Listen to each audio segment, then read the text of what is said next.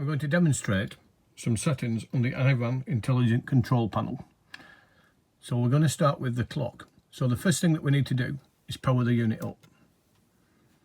Then we need to press this button here, which is the on button. Press and hold it until the screen changes.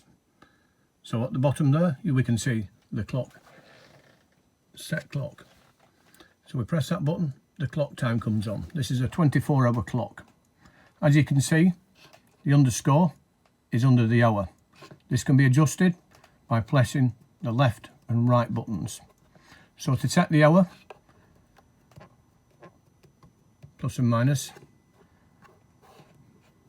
move across to the minutes, get to the right time. Once that's done, press the on button.